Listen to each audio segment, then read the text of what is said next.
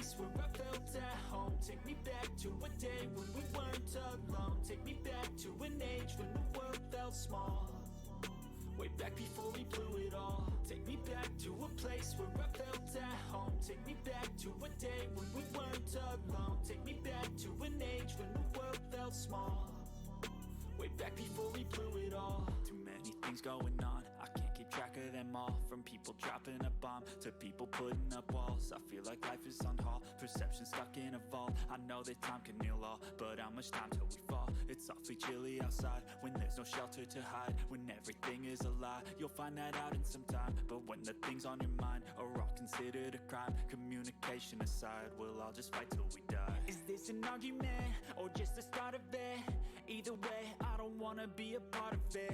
Can I just get some space? I don't have the heart for this. I can't be picking up the pieces, fixing scars from this. Is this an argument, or just the start of it? I wanna drive away so I can be so far from it. I wanna find a place where no one breaks their promises. Or maybe drown myself in something that is bottomless. Take me back to a place where I felt at home. Take me back to a day when we weren't alone. Take me back to an age when the world felt small.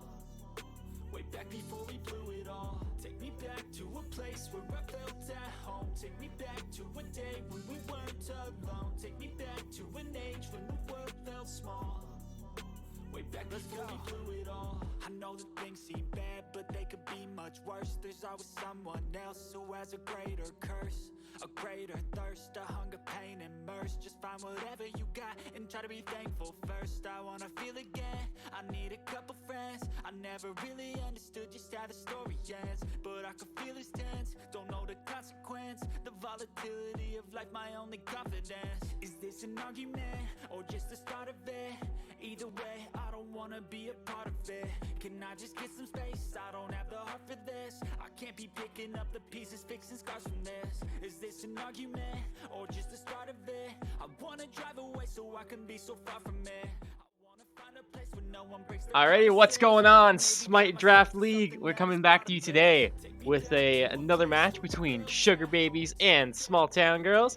My name is Zexagon, and I'm joined today by my co-caster Cosmic. How's it going, Zexous? I'm looking forward to today's game. How are you doing today? I am doing fantastic. Excited for another fun-filled day of Smite, and what better way to kick it off with a challenger game? Right off the get-go, going right into the picks and bans. Geophreigh and Umoja immediately taken off the board by both these teams. Yeah, pretty typical bans on both sides. We see a lot of supports getting banned out, a lot of high value supports that just have a lot of value in these games that tend to get banned out in these first three bans. We see a lot of Umoja. Geophreigh not as much as the Umoja, but still, no stranger to these first three bans. Yeah, very strong pick to be taken away, especially with that revive coming off of the hug bug. So getting that off the table is always a massive plus. Going towards a little bit of a different route though, seeing a very traditional late game mage, Yu Huang being taken off, Pele, a great initiation assassin, and then Hades, a very dominant soul laner right now in the name of the game. Yeah, top picks in all of their respective roles. Hades absolutely dominating the meta right now. Absolute menace to deal with in the solo lane. No surprise to see that ban. Yu Huang, one of the few mages that, has, gone through this meta that we've seen where not a lot of mages are being played. Not a lot of mages that are meta. We see a lot of double hunter comps. So, I'm not too surprised to see that. Maybe he doesn't always make his way into the first three, but there's definitely no wrong in banning that. And, the Guan Yu we've seen, with the Fabulous Tubes is just driven to the top of this meta. Very solid pick. No surprise to see him in the first three bans. Definitely, especially right now when healing is becoming such a big thing that's coming out, and being able to get Guan Yu out of there for that sustain is just going to be a massive plus for the Sugar Cuties. But being into the actual gods being drafted, Thor and Nijal going to be taken for the first two slots of the Sugar Cuties, and Small Town Girls rounding it out, first picking off the Baba Yaga, and did just lock in that Kabrak. Yeah, we see two assassins. I'm assuming Thor is going to be put in the solo lane over the Najah. Both could go there, but I'd imagine Thor could find a little more value. Both, Najah and Thor, two gods that weren't seeing too much play competitively, but recently, due to their buffs, they've driven just rise to the top of the meta. So I'm not surprised to seeing those two here today. Baba Yaga, one, you don't see so much, but with a god that's very good with double stacking, and we've seen this Book of Thoth with its recent buffs being built a lot more. So I'm gonna be looking to see if this Baba Yaga is gonna be building the Book of Thoth along with the Warlock staff, and Kraken, just a dominant pressure god right now. Very high priority pick. A lot of team impact, a lot of team fight value. Definitely, especially how it's so easy to stack on Baba Yaga too, with the roaming house and all that stuff. Very strong pickup for the small town girls. Who you getting around out again? Another standard pick. We see NykoMaster play a lot, as well as the Najah will also most likely go to MentalDepressed. Both very strong gods in their respective roles, so we'll be seeing them probably run that back as well. Going into the second round ban phase, though, is Ymir being looked at by the small town girls, and Cupid and Susano are going to round out their 5 vans coming from the sugar babies. Yeah, preventing a Cupid Ymir dual lane, such a dominant dual lane right now. Cupid, the Fields of Love, just such a big impact team fight ultimate. Cupid also just very strong in the laning phase with the heart bombs. I'm surprised with this Scylla pick, or the Scylla ban, and I'm even more surprised to see this Anubis pick come through. What are your thoughts on that? So we've actually seen Soulzc play this Anubis before in a previous set with the Sugar Cuties, and he does good on it. He absolutely pops off when this Anubis pick. Obviously not going to go for the switch to Vulcan, but we have seen him play the Anubis before, and I highly doubt that that he's just not going to play it again. I think we'll see it at some point, but Vulcan, a really strong pick for mid lane right now, coming with the recent buffs, so he's gonna be no doubtly picked here, as only one more spot to go for the Sugar Babies, as small town girls looking to probably see how they can finish off this draft. Yeah, my mistake not realizing that was just an Anubis hover. Yeah, Vulcan, just with the recent changes to his the backfire, we just seen him shift to the top of the meta, and I'm happy to see a Vulcan, such a fun mage to play, such a fun mage to watch. Judging or looking at a ban we didn't discuss, the Susano ban, he's also seen some buffs recently. Very, very strong god, very high skill god that can see a lot of value. Once you get that ultimate online, just a huge team fight ultimate. If you're hitting, 3, 4, 5-man knockup, the team fight's probably gonna go very good for you. So I'm not surprised to see that ban. And with the Cernunnos and Lancelot lock in, Lancelot we've seen quite a bit of. He seems to be a high priority pick. He hasn't been quite as strong as he once was, but his ultimate, a huge cripple field, very, very impactful. And that horse, the CC immunity, aside from bans or stuns, of course, very strong. And Cernunnos, so just a very high pressure pick, one we haven't seen too much until recently. I'm glad he's fallen back into favor of the meta. He's good, beats burning ultimate. If not, so much value from it in the team fight. The root cripple gonna really put an impact onto this Hou Yi, really pressure out this Hou Yi. So I'm interested to see how this duo lane ends up. Definitely, and especially with the most recent change a little while ago, that now Cernunnos' ultimate can now damage objectives. So it definitely gives you a little bit more steal potential too on the pick as well, and definitely think it's going to be a solid pick now. It's definitely gonna help in the long run. As Atlas looking like being hovered now, we'll finalize this draft going over to Dracull once again. A very favored god for the support of the Sugar Babies. Yeah, Atlas, just infinite pressure in lane, big team fight impact, and just displace enemies so effectively. And that ult is no joke either. Definitely. And with that, we will send it and we will send it over right to the game. We will see you guys shortly for Sugar Babies versus Small Town Girls.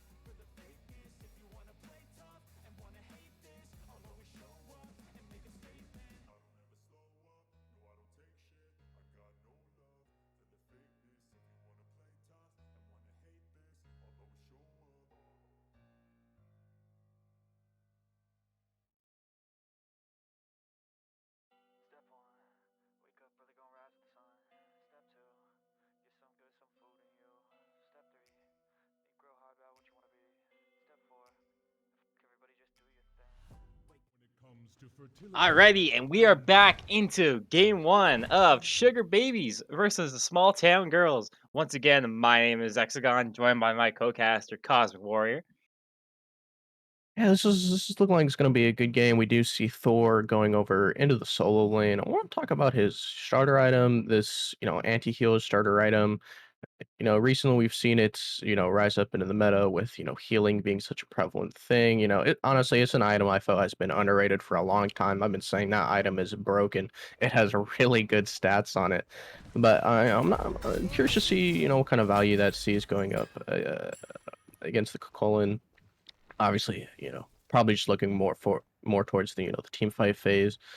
Probably going to see a little bit more value then. We don't see any strange things like a purple invade like we've seen sometimes. So it's looking just like a pretty standard start.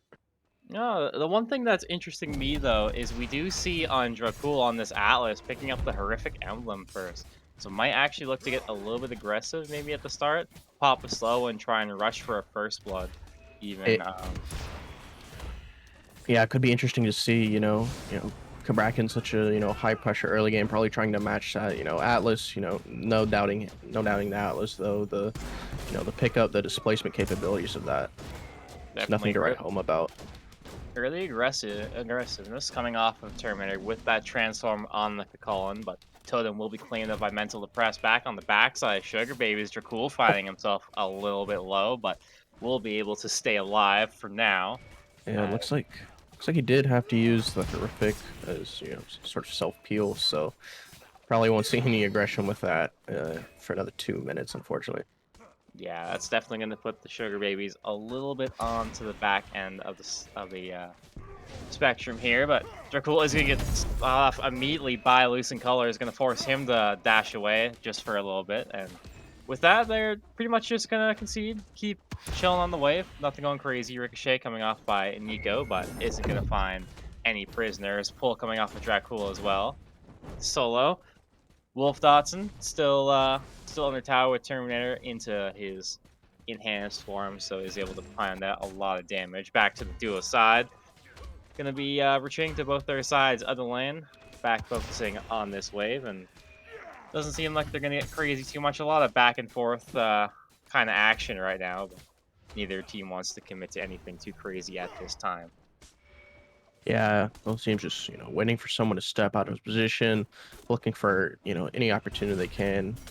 Looking into pressure. See what's going on in the mid lane here. Definitely MentalDepressed getting in trouble though, gonna get knocked away by BurpleNurple, is gonna force him back into the mid lane. Currently level 2 to Purple's level 3, so we'll have to concede on that. Blue buff invade going to the side of iTerminatorr, but Geo gonna take down NykoMaster for the first blood. That's one going to the Kernos to start her off. Yeah, when we looked over here, I was like, oh man, Kabrakan's really low. I didn't even see quite how low the Hou was. Oh, look Dracull at this doesn't even thing. notice, but here comes BurpleNurple, gonna go back in on Dracull, but Dracull will be healthy enough to be able to get back under tower. Not gonna be dropping any more kills just yet, as the small town girls will have to retreat from duo, and that's going to be all it. Transform coming from my Terminator in Soul Lane, so that's going to force for WOLFDOTSON back to tower as he is safe, alive, and well, and he will go and claim his own blue buff now after invading the blue buff of the Thor.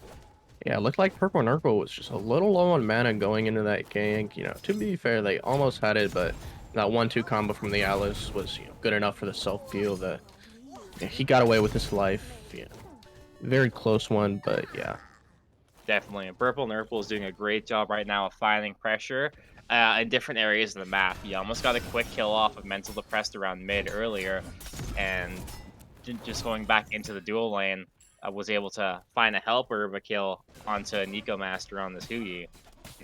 That's going to give a little bit more leeway to Geo going towards that level 5 spike. Hopefully, if he pounds his ult up first, they can force a fight in duo.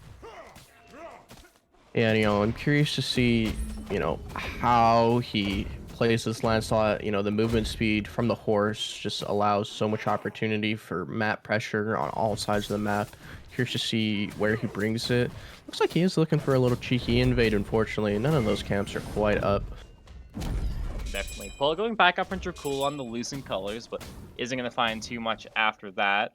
Staff is going to go the way of the small town girls, going to be looking like riding the back of Lucent Colors. So a little bit extra damage coming that side. Both level 5s on the side of small town girls on the dual lane, but going towards Solo.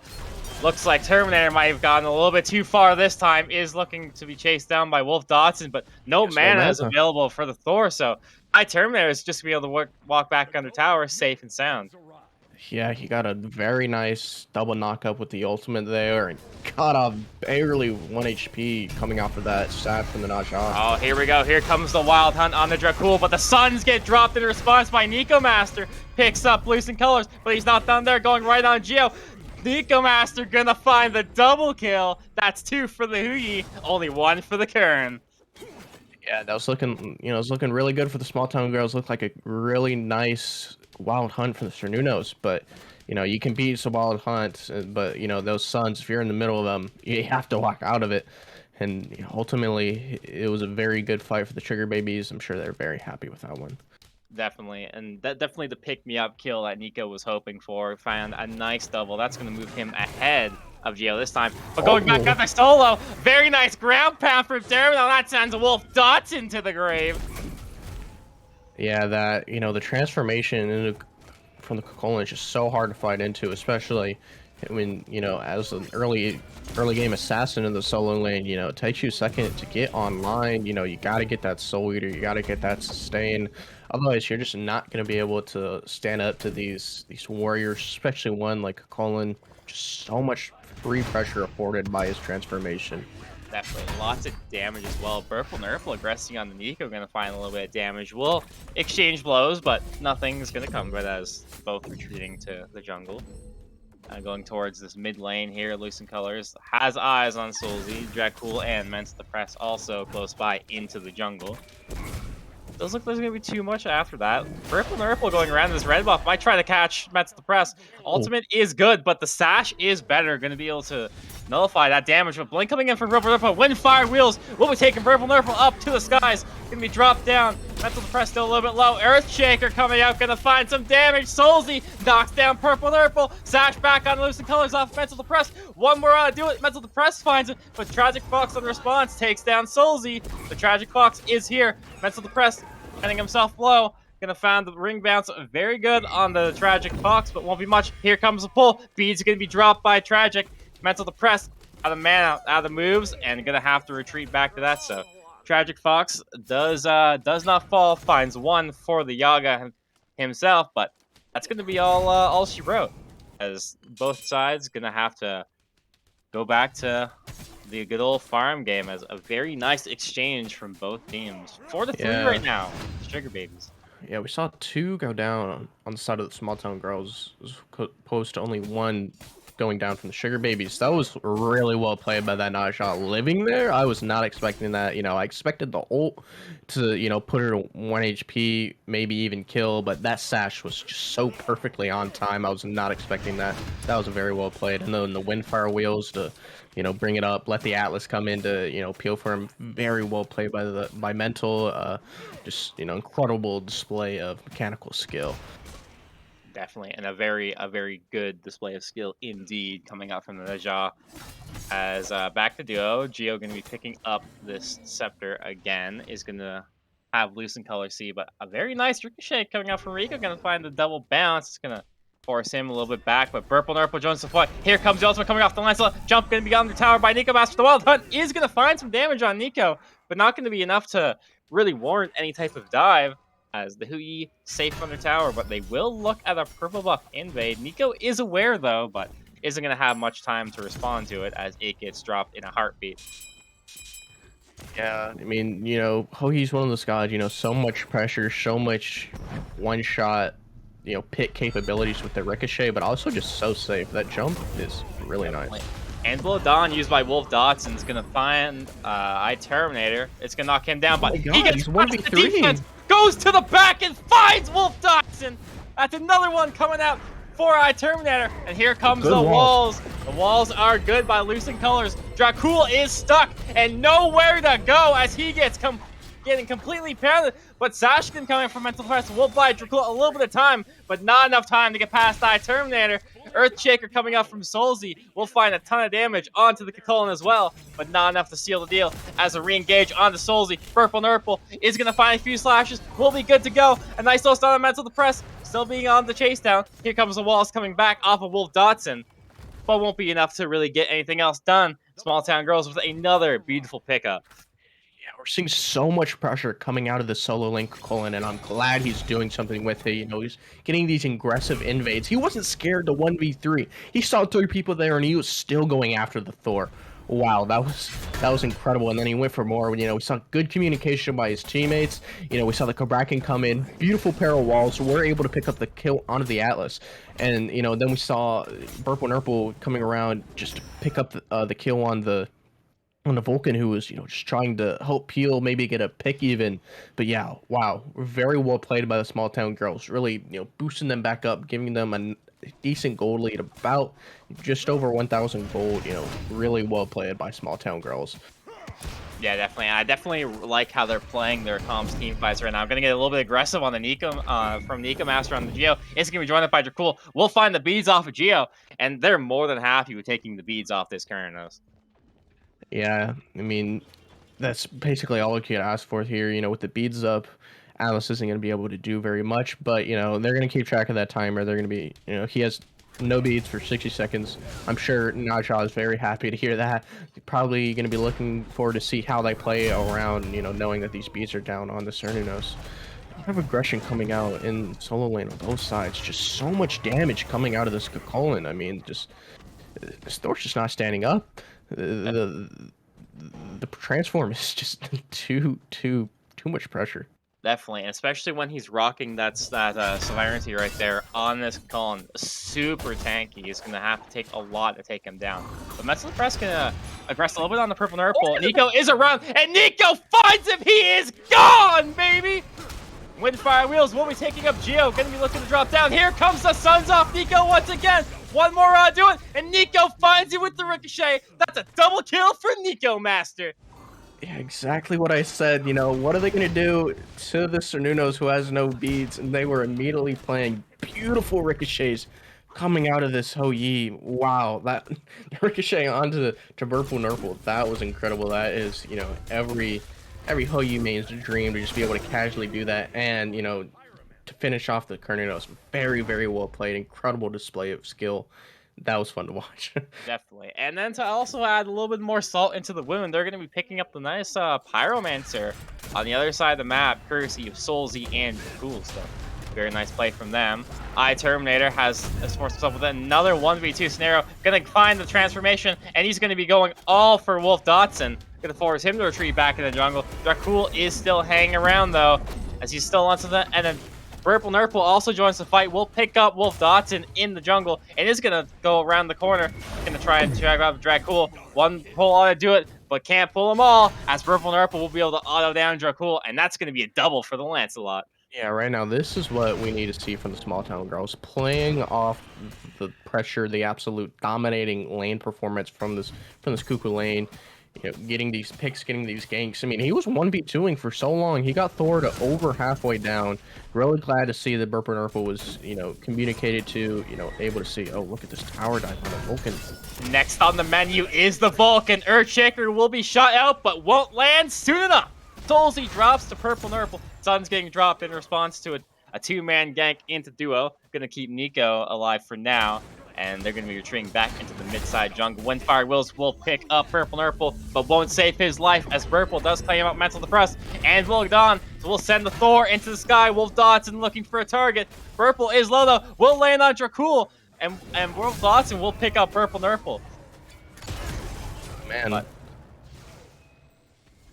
iTerminatorr will claim up WOLFDOTSON as well onto the end of that as well. Might be looking towards this Gold Fury pickup, but Dracull does sniff out what's happening.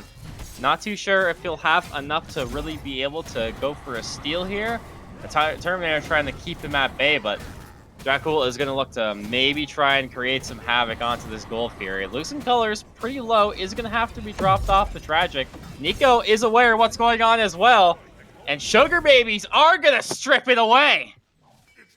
Yeah, I think that at that point it was just, you know, basically what they needed to do was see if they could burn it before Ho Yi comes. If they can't, then they just need to drop it. They can't be 50-50ing that. They absolutely had the pressure. They could have just gone on to Ho Yi maybe. You know, Lucent was very low given, so maybe they couldn't have gone on to Ho Yi.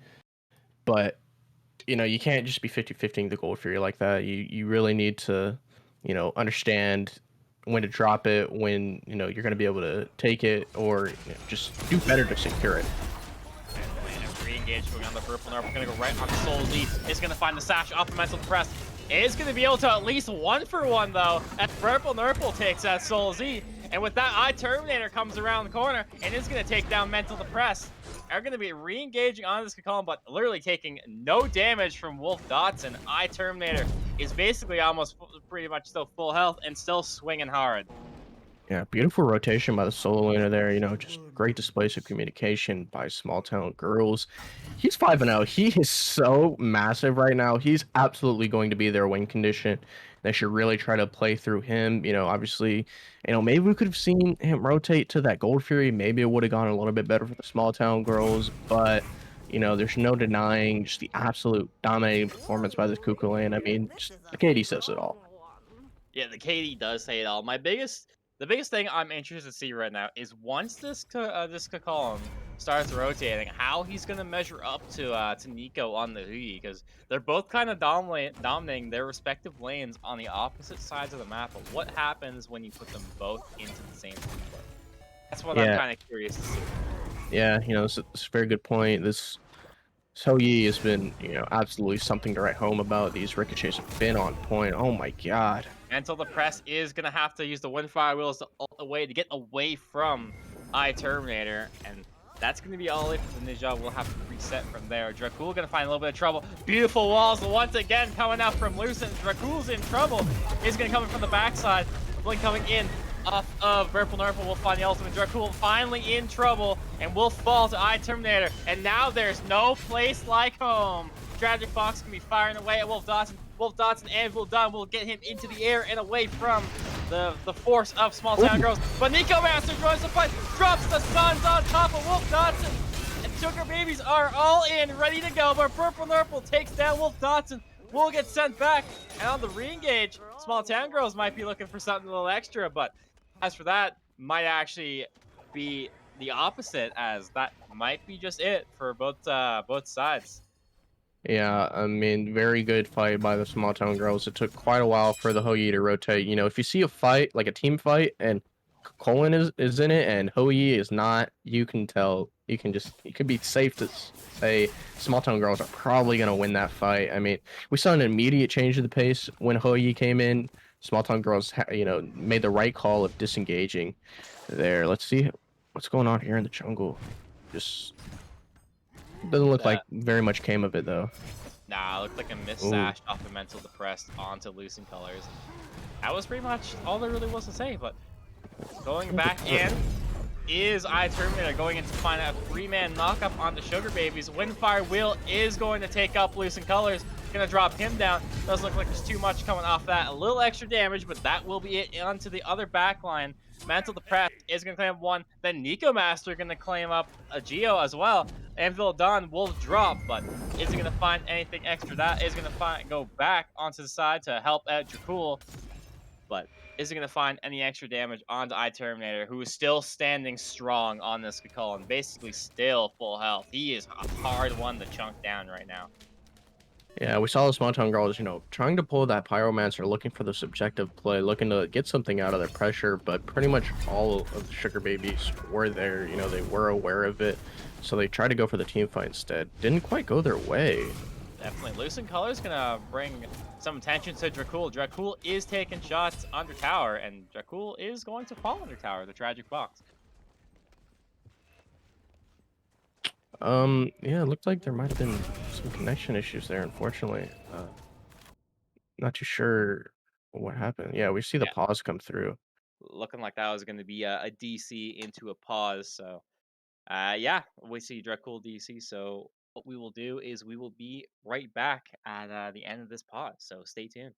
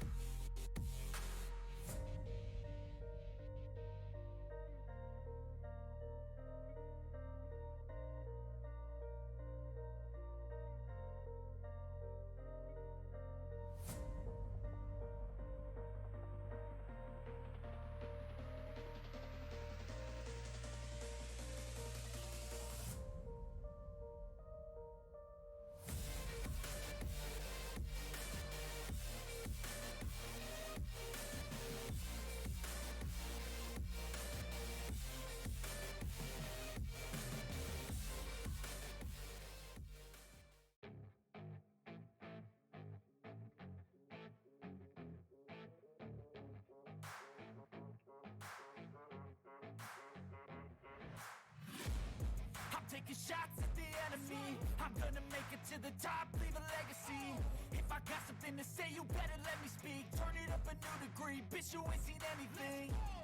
I pop off with the new rock, electronic, blow the sonic roof up. I'm too honest when I take a few shots. They're too toxic, need to take the noose off. You cannot save me, 'cause I don't need saving. It's everything I've been chasing, all here for the taking. Don't wanna test your luck with me, I think I've had enough disease. Alrighty, and we are back once again. Pause is finished, and game is resuming with Sugar Babies and Small Town Girls. Right now, 16-10 on the kill score for in the Small Town Girls. Once again, as looking back towards the solo, we're seeing another potential blue buff invade coming out from iTerminatorr. Trebuchet pushing down the mid lane too. On the side of the Small Town Girls, maybe seeing that T1 finally fall in mid, as it has been clanging on for dear life for a little bit now, so that might finally drop. That's grouping around the jungle side. The Small Town Girls will just be cleaning up those invades, but Primal Fury being looked at by the Sugar Babies versus NykoMaster and Dracull, but around is Geo. They do know MentalDepressed comes down, Suns get dropped. Small Town Girls actually secure the way, but Wind Fire Wheels is going to pick up Geo. Kern is getting dropped, Shell being dropped as well, Earth Shaker will be dropped as well. The Wild Hunt's going to be dropped in response to NykoMaster jumping in, and that's going to save up Geo. NykoMaster going to be on the run, but Blink coming back in from BurpleNurple will be looking to clean up Geo. NykoMaster finds a nice ricochet there onto the response though. Angelo Dawn gets dropped on the BurpleNurple, and WOLFDOTSON could be the response kill on the BurpleNurple. Going back towards mid is iTerminatorr is going to say hello to Soulzc, going to send him back under the T2. We'll be able to keep that Vulcan alive. But Small Town Girls have a little bit of time to figure out if they want to do anything. Very, very close drop kills on both sides. I'm surprised Wild Hunt wasn't the secure tool. Maybe it was Baba Yaga who secured the Gold Fairy for the Small Town Girls. We did see Cernunnos use that, as sort of a self-heal. Unfortunately, the ricochet was not quite on the mark coming out of Nico here, and he did drop that kill under Cernunnos, and a great answer back by BurpleNurple, and an even better answer back from WOLFDOTSON. We need to see him getting more active. He needs to match this pressure afforded by the Dracull. Otherwise, it's going to be a rough game. We're gonna have to see more coming out of this Hou-Yi if WOLFDOTSON isn't able to keep up with the pressure afforded by this Dracull on side of the Small Town Girls. Yeah, right now WOLFDOTSON, a little bit. I want to say he's probably on the back front of most of this game, trying to find the right place that he can make, and is starting to get a little bit better with that Angelo Dawn. If he can keep those ultimates up and find some meaningful dunks, and find like a 2 to 3 dunk, I think it's gonna be big for the Sugar Babies. Once he starts to get that ult off cooldown a lot more frequent, really being able to start spamming that ability, I think it's gonna be big coming up for the Sugar Babies. Yeah, I don't think it's a point to count out the Thor just yet. I mean, Dracull approaching level 20, but you're only level 20 once, and Thor, an absolute menace in team fights. Anvil of Dawn, great team fight ultimate, and just the huge stun, the wall, no counting that out. I'd imagine we can see more coming from this Thor, and I hope we do. I hope that WOLFDOTSON can find more from this pick, as it's a fun pick to watch. Let's see what's going on here in the jungle side of the Sugar Babies. Wall's gonna get dropped off by Lucid Colors, is gonna secure Dracull. The Wild Hunt is gonna be coming out, is gonna find up two. The Suns get dropped on the other side from Nico, and Dracull's gonna pick up Geo, but Nico's gonna find one, and Nico's gonna find two. TragicFox goes down. That's 3 down right now for the Small Town Girls. But what they're forgetting is the absolute menace in iTerminatorr. But Anvil of Dawn does drop down. It will play a BurpleNurple courtesy of WOLFDOTSON. But now it's iTerminatorr versus the world, baby. And he's on the back end as he's being chased by 4 strong of the Sugar Babies. Blink coming in for MentalDepressed. Ash will bring him under the T1. But that's going to be all there really is to it, as they're going to look towards that Fire Giant. Yeah, for a second I was getting flashbacks to like Season 6. SPL, Benji, Dracull, I believe it was Season 6, 1v4ing. Unfortunately, not quite enough. They do get pressured out because Hou-Yi is very strong right now. Tons of damage, and ultimately that That kind of botched team fight by Small Town Girls leads to this 23-minute gold period by the Sugar Babies. You know, curious to see, you know, how they apply this Fire Giant, you know, what they do with the buff, you know, what towers they're going to siege. Are they going to go for some tier 2s? You know, we really need to just look to see where they're going to play on the map, where they're going to, you know, put this value from this Fire Giant. Because, you know, if you get Fire Giant, you don't do anything with it. What was the point? Definitely. I think the name of the game right now is that Geo is doing a quite a decent amount on this current, but I think he really needs to find some extra levels. Sitting right now, just taking over level 17. If he can really get that to that 20 as soon as possible, he's really going to start hitting harder in these fights. Yeah, I think, you know, Small Town Girls, both the carries, I feel like Baba Yaga can definitely step up as well. We see more damage coming out of them alongside this, you know, massive, huge menace that is this Colin. It's going to be, you know, pretty easy game for the Small Town Girls, you know. I think, you know, both sides have a very solid shot. It was looking... but be careful in duo. MentalDepressed finds the beats off Geo, but that doesn't stop him from the wind fire wheels as he is getting brought to the sky and dropped. MentalDepressed finds Geo, and that's the pick they're looking for. Yeah, great pick. Great just awareness of where the team was by MentalDepressed. He was all alone over there. He might even get caught out here. Definitely. Yeah. And I don't think he's being prepared for this though, as 3 find MentalDepressed, and he's gonna get dropped. He's being looked at by BurpleNurple. Ultimate is gonna be good, and Ultimate will secure his life. BurpleNurple finds the return pick on the MentalDepressed, as T2 on solo side being looked at by Sugar Babies and will get dropped. No problem. Yeah, you know, we saw basically Nasha had like baited the whole entire team over there. I think that was very worth life. Obviously, got a pick as well. Able to get the tier 2 on right side Phoenix because of it, and this, you know, tier 1. You know, not much wasn't gonna take much to take that tier 1 down, but you know, it is nice to see that they, again, as I was saying, using this Fire Giant. Let's see how this tier 2 push goes. Definitely going down to the T2 push in mid. Suns are going to get dropped by NykoMaster, but into the back line is BurpleNurple. Walls will also be dropped by Lucent Colors as the engage finally comes out for Small Town Girls. But here comes the Earthshaker, and the Earthshaker claims BurpleNurple as he is going to fall. Right now, 1 down, but Anvil Dawn is going to look to try and secure Terminator. WOLFDOTSON, not enough damage to be able to seal the deal, and they're going to be getting onto the back front as they are going to secure him. Jump being brought out by TragicFox, so we will rejoin the team as the T2 tower in mid does fall, and I think they're going to be looking towards the duo side T2 next, looking to just complete this tower sweep to be able to open up the map, be able to do whatever they want, find all the neutral objectives if they do see fit, and that's going to be pretty much it. WOLFDOTSON getting pretty close to death, but he's not going to die whatsoever. NykoMaster will clear out the jungle as well, as that Oni Fury also will get looked at by Sugar Baby. So really just adding more fuel to the fire.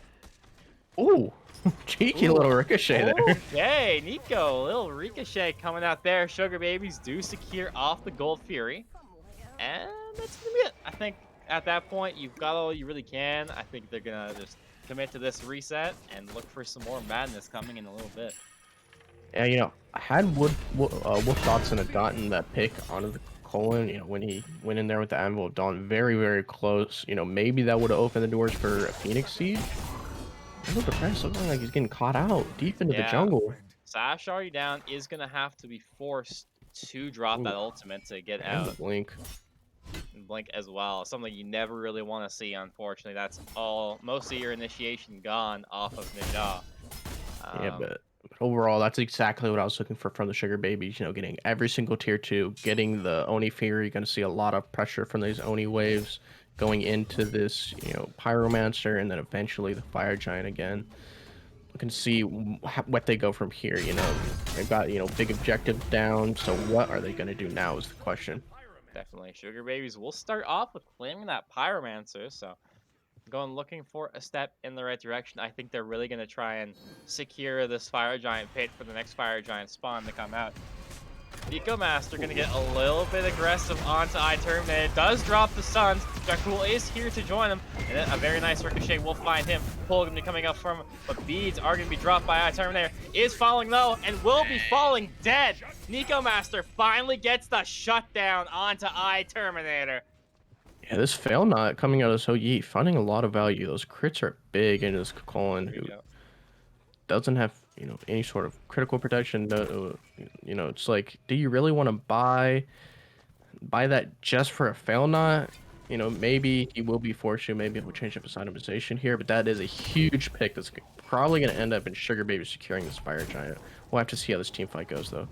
Very strong. Sugar Babies are grouped around the fire pick and look for a little bit, finds a nice little shit, but Earthshaker claims TragicFox. Pull coming up for Dracull is gonna find one. The Wild Hunt does get dropped off by Geo, but Geo's in trouble. 2 falls to 1 tick.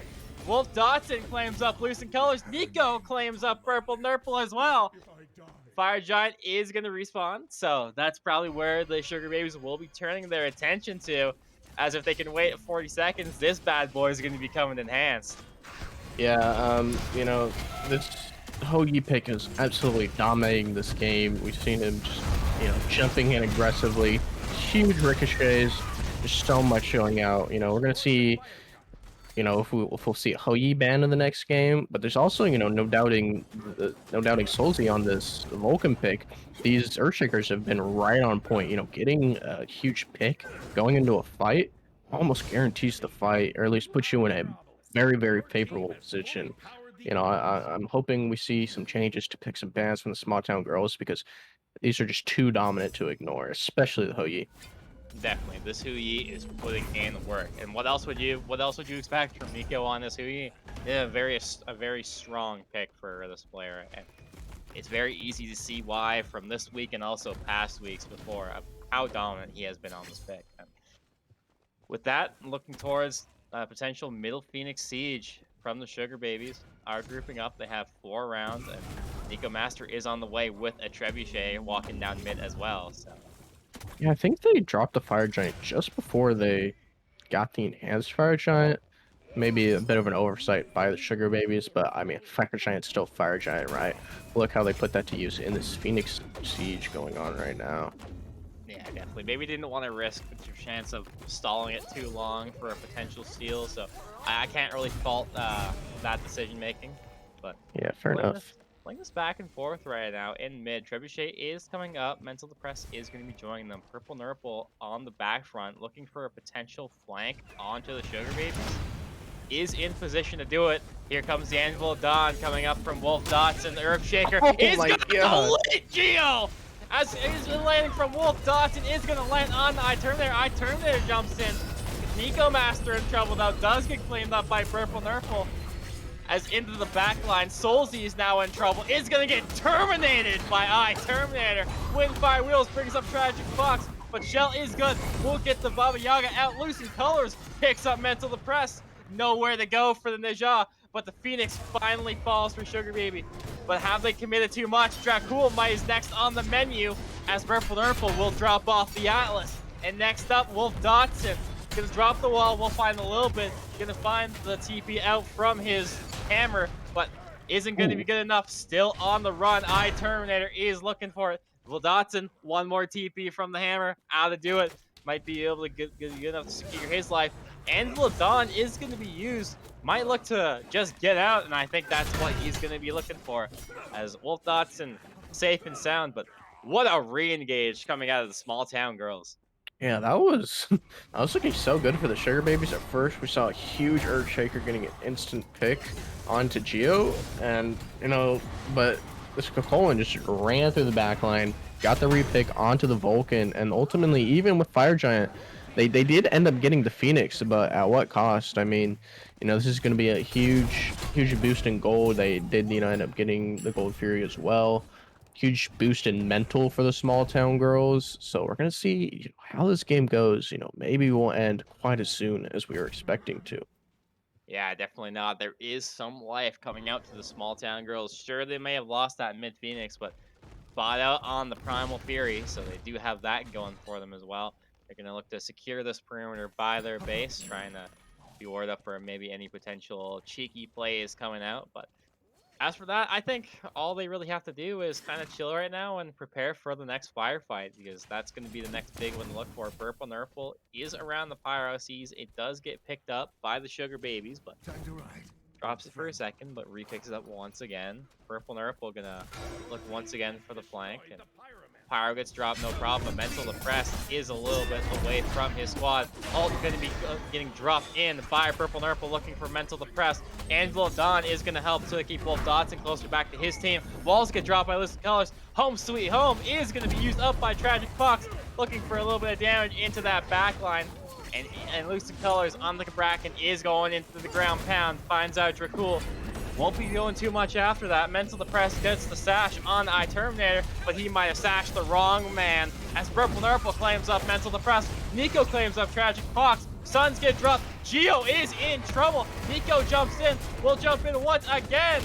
And here comes that Earthshaker again. Not going to find anyone. WolfDOTSON finds one, but Lucen finds another. Soulzc will be dropping out Terminator as well.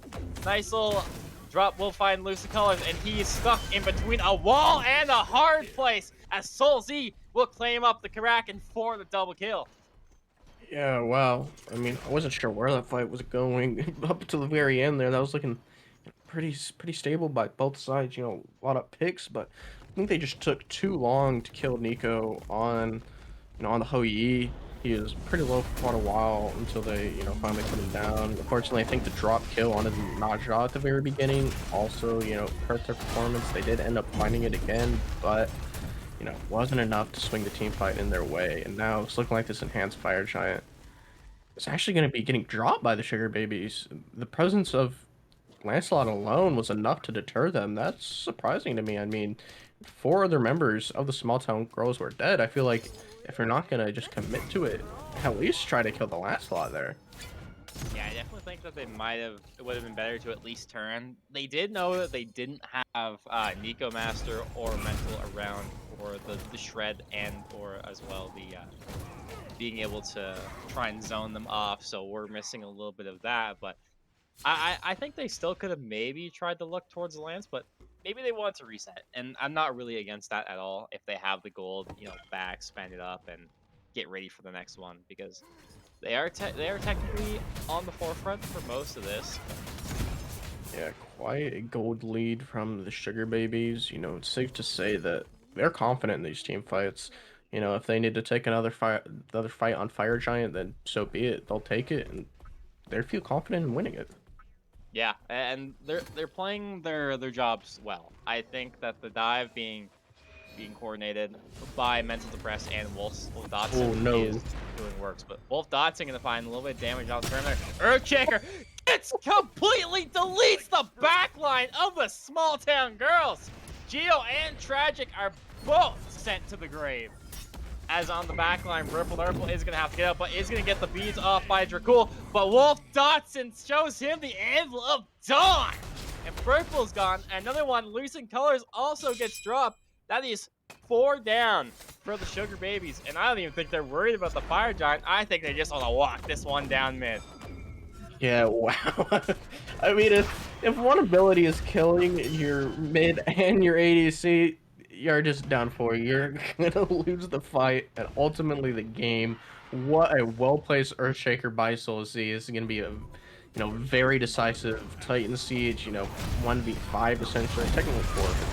The Vulcan is back in the base, but I don't think it's gonna matter with the Ricochet's from Yi. Suns get dropped. It's just not enough. Terminator did find the 4-man knockup, but it won't be enough. With the help of Windfire Wheels, he's gonna just completely take him out of here. And Dracull gets the last laugh as Titan falls, and Sugar Babies will be taking this one 1-0 in the set.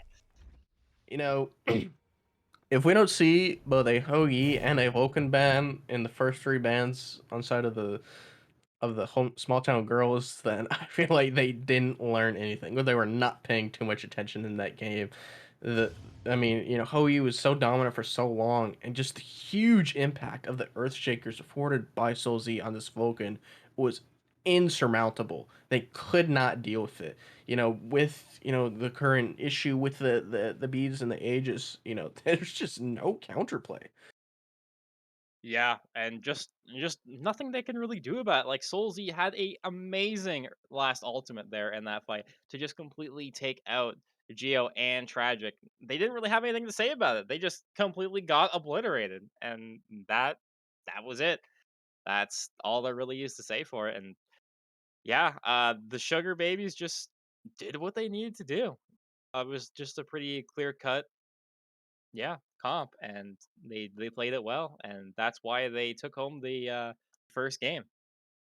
Yeah, I mean, for, you know, 15, even 20 minutes of the game, it was looking, very either side. Terminator on this Colon was putting in the work, but he had his work cut out for him. He was running around, but just wasn't enough to match this Ho Yi and the ultimates from the Vulcan. I mean, we're, we're gonna see, what changes they're gonna make coming into this game too.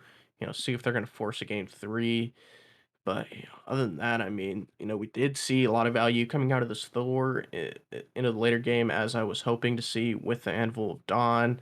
You know, but I think there's a lot of changes to be made ultimately in the picks and bans. I think that's where we can see the most improvement from. Definitely, and that's where we're gonna have to see it happen, as we're gonna take you guys into game 2 picks and bans shortly. So we'll see you guys then.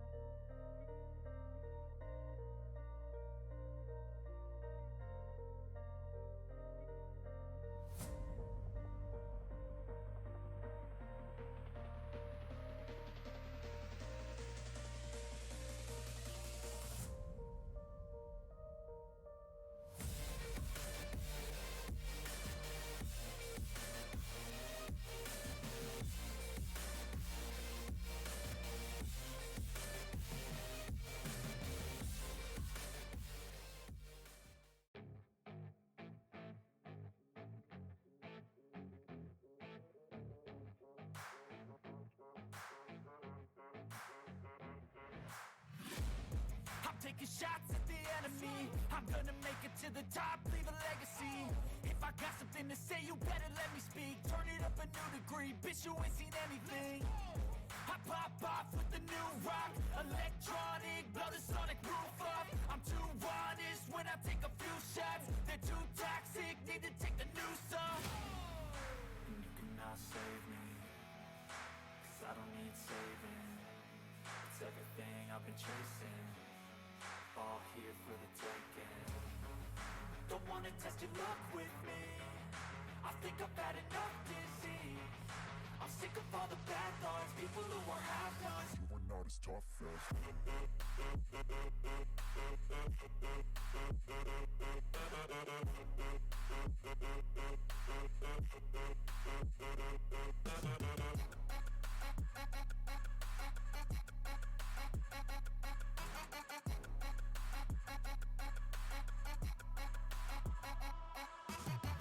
I'm back, you know that I never left. I got tracks and some music that you never guessed. I don't slack, don't lose, learn your lesson yet. When I get to choose what I do, I'm like a weapon. I'm not sharp as many, but got heart. I'm ready to change scars to envy, to win large and plenty. I like to play fast, never change back. Calling out, I'll pay back, cause I'm great at that. Oh, you cannot save me, cause I don't need saving.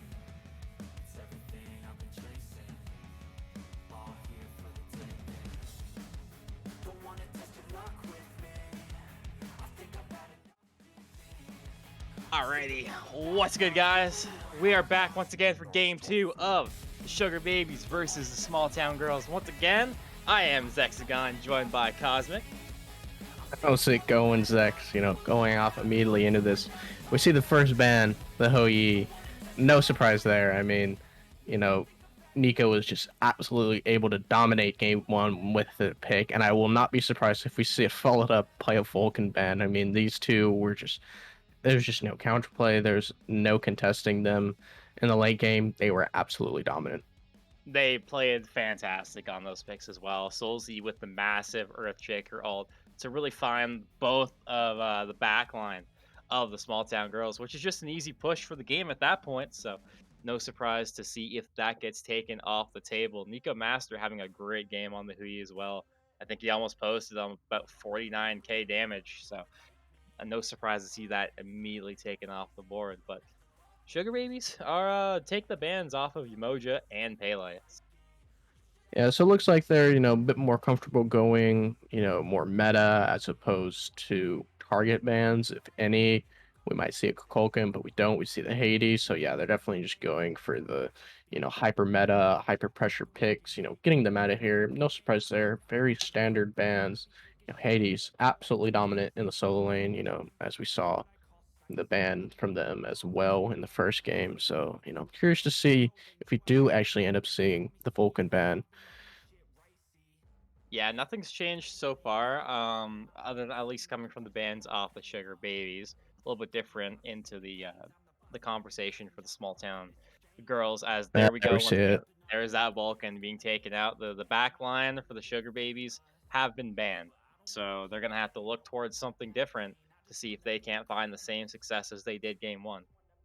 That being, target bans being probably very valuable, it does leave open a lot of meta picks. We, see Yu Huang open if that's what they want to go. Even the Morgan, if they want to go like a double hunter, they can go, the AMC, even the Cernunos or the Ishtar. We do see the Osiris getting hovered, Okay, yeah. Guan Yu, as I was saying, opens the door for a lot of meta picks. Guan Yu, steadily rising to the top of the meta. The healing being so strong, the Fablest Hoops being a very, very powerful item. No surprise to see it being, first picked. Definitely, lots of healing, great sustain, great engage coming off the Guan Yu as well. Really not hard to tell why they selected this for the first pick. In response, coming off with the Small Town Girls though, Susano most likely going to that jungle, and Yu Huang is going to be picked up by TragicFox for that mid lane. Yeah, I mean, two very, very fun picks to watch. Susanna Oates so impactful in the team fights, and Yu Huang Oates very, very good for comboing into picks. Maybe you will see something rivaling the Earthshakers by, the Vulcan last game. Maybe not to quite the same level because last game it was absolutely insane, especially that last one. But Yu Huang, very, very fun god to watch. Very, very high pressure, good wave clear, good team fight ultimates, and great escape with the Celestial Flight. I mean, you're not killing a Yu Huang in the early game if he has that 3-up. Definitely not, but running back the same jungle pick as last game, MentalDepressed will go and look towards that Nijal once more. So once again, great picks, great, the opportunities to be able to take someone out of the fight is as valuable as you can really hope for coming out of this Nijal. So will offer tons of utility for the Sugar Babies team. Yeah, we saw good play by the Nash on the last game. No surprise that they're, comfortable picking it back up. Really good sesh. It's really good wind for our wheels.